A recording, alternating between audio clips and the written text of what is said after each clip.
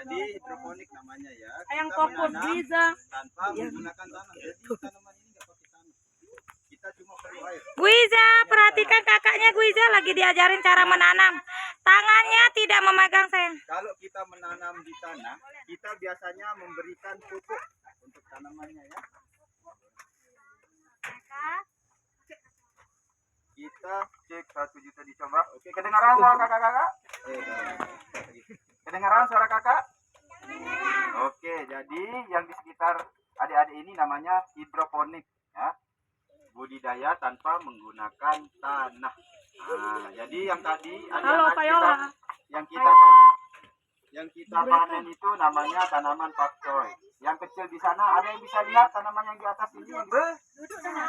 Nah, makanannya namanya pupuk. Nah, kalau di budidaya di hidroponik kita menggunakan makanannya bernama AB mix. Apa adik-adik? AB mix.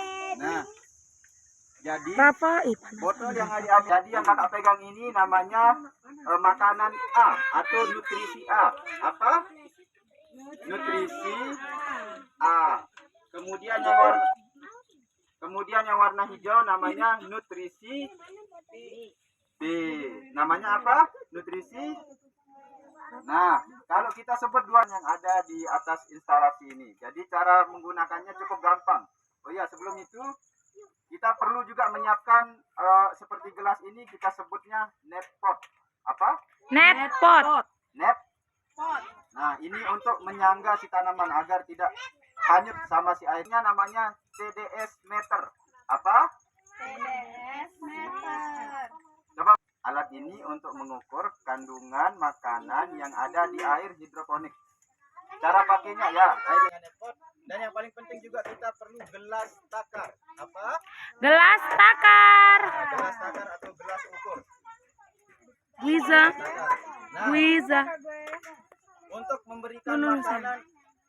memberikan makanan pada airnya atau untuk si tanaman, kita perlu mengukur kebutuhan untuk AB mix-nya.